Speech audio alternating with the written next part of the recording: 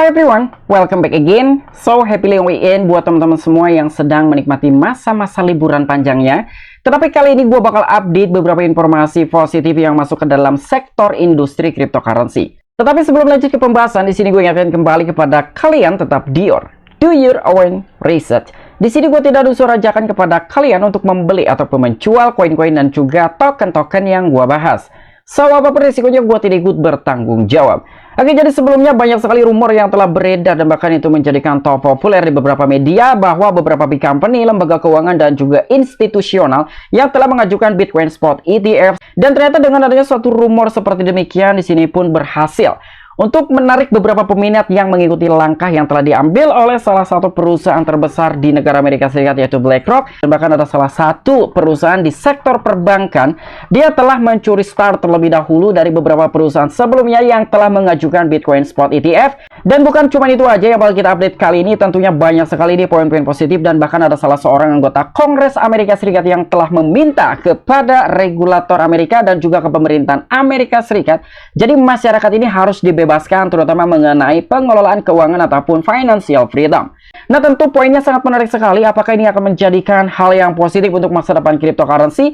Tentu menurut gue sendiri ini adalah salah satu informasi-informasi yang sangat-sangat cerah sekali untuk masa depan cryptocurrency. Dan tanpa mengurangi rasa hormat gue untuk teman-teman semua, so di sini gue ucapkan banyak-banyak terima kasih kepada kalian yang selalu support channel ini.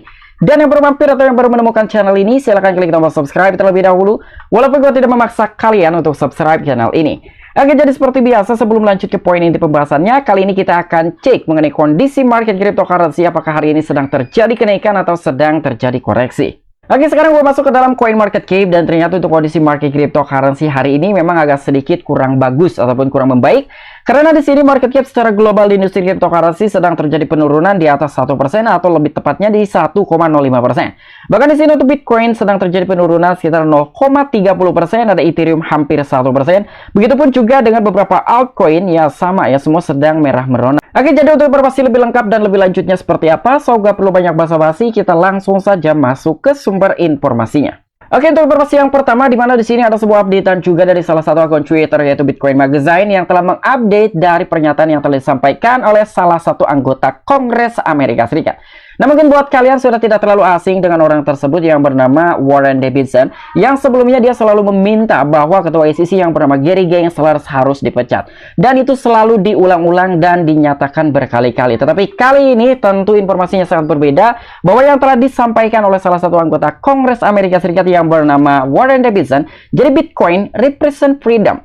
Financial freedom, the ability to transaction with freedom. Nah, dan jadi di sini Bitcoin itu ternyata mewakili kebebasan dan juga kebebasan finansial. Selain itu juga kemampuan untuk bertransaksi dengan kebebasan. Artinya, menurut kesimpulan yang bisa gue dapatkan dengan pernyataan yang telah disampaikan oleh salah satu anggota Kongres Amerika Serikat tersebut, jadi di sini untuk regulator Amerika Serikat ataupun ke pemerintahan Amerika Serikat jangan ikut campur mengenai pengelolaan keuangan masyarakatnya. Ya, jadi kurang lebihnya seperti itu. Karena mungkin secara analoginya yang bisa gua simpulkan adalah, karena ketika beberapa masyarakat ingin bertransaksi, apalagi ini dengan nilai-nilai yang positif, salah satunya untuk berinvestasi, tetapi di sisi lain dia selalu dibuntuti dan juga diawasi. Tentu beberapa masyarakat pun agak sedikit tidak nyaman dengan adanya suatu pengawasan baik dari regulator Amerika Serikat ataupun ke pemerintahan Amerika Serikat. Jadi di sini yang telah diinginkan oleh salah satu anggota Kongres Amerika Serikat tersebut, berilah kebebasan untuk masyarakat Amerika Serikat, terutama yang mengenai pengelolaan keuangannya masing-masing, karena itu hak mereka. Dan untuk informasi selanjutnya, di mana di sini ada salah satu media, yaitu news.bitcoin.com, yang telah membagikan suatu informasi yang memiliki nilai positif, tetapi kali ini terbit dari negara Hong Kong. Jadi di sini HSBC, salah satu perusahaan di sektor perbankan yang mengaktifkan perdagangan ETF Bitcoin dan juga Ethereum di aplikasi seluler di negara Hong Kong. Wow, ini sangat-sangat menarik sekali. Jadi makin kesini itu banyak sekali nih ya perusahaan-perusahaan yang mencoba untuk meningkatkan daya tarik, terutama ke dalam sektor industri cryptocurrency. Dan di sini mengenai raksasa perbankan HSBC telah mulai membiarkan pelanggan membeli dan juga menjual Bitcoin dan dana yang diperdagangkan di bursa Ethereum ataupun ETF yang terdaftar di Bursa Efek Hong Kong, yaitu HKEX, menggunakan aplikasi selulernya. Bursa saham saat ini memiliki 3 ETF kripto berjangka yang terdaftar. Nah, jadi sebetulnya bukan hanya untuk Bitcoin dan juga Ethereum aja, tetapi ada 3 katanya. Cuman gua tidak tahu nih satu lagi apa. Yang jelas di sini untuk Bitcoin dan juga Ethereum sudah bisa diperdagangkan di dalam salah satu bursa efek Hong Kong yang bernama HKEX. Ya, jadi kurang lebihnya seperti itu. Dan di sini untuk pelanggan HSBC dapat berdagang crypto futures ETF menggunakan aplikasi seluler. Dan raksasa perbankan HSBC dilaporkan telah memulai mengizinkan pelanggan untuk membeli dan juga menjual Bitcoin dan dana yang diperdagangkan di bursa Ethereum yang telah terdaftar di bursa saham Hong Kong yaitu HKEX melalui aplikasi selulernya. Dan ternyata berita tersebut pun didapatkan dari akun Twitternya Colin Wu ya pada hari Senin. Jadi di sini Colin Wu telah menyampaikan dalam sebuah akun Twitter resminya, HSBC, bank terbesar di Hong Kong, hari ini mengizinkan pelanggannya untuk membeli dan juga menjual ETF Bitcoin dan juga Ethereum yang terdaftar di bursa Hong Kong dan juga merupakan bank pertama di Hong Kong yang mengizinkannya. Langkah ini akan memperluas paparan pengguna lokal terhadap cryptocurrency di Hong Kong. Nah, jadi mengenai laporan yang telah disampaikan oleh Colin Wu ataupun Look On Chain bahwa ini akan berdampak positif karena dengan pertama kali dari perbankan HSBC mengaktifkan fitur dari perdagangan Bitcoin futures ETF menggunakan aplikasi seluler, tentu sedikit banyaknya akan ada beberapa big company ataupun beberapa perusahaan yang berbasis di negara Hong Kong yang akan mengikuti langkah dari perbankan HSBC tersebut. Jadi ini akan berdampak positif untuk market cryptocurrency dan khususnya untuk Bitcoin dan juga Ethereum. Dan untuk informasi selanjutnya, di mana di sini pun ada salah satu media yaitu CoinGap.com yang telah membagikan informasi dari salah satu bursa terbesar di dunia yaitu Binance. Jadi di sini Binance telah mengannouncement ataupun mengumumkan fungsionalitas baru untuk Bitcoin, Ethereum, XRP, Shiba Inu, Dogecoin di Auto Invest. Wow, ini sangat menarik dan gua sangat-sangat menyukai sekali ketika Binance telah meluncurkan dan juga mengumumkan beberapa fungsi baru untuk beberapa altcoin di dalam fitur Auto Invest-nya. Nanti kita bakalan bahas mengenai fitur Auto Invest yang lebih spesifik, tetapi kali ini kita akan bahas mengenai basically-nya terlebih dahulu.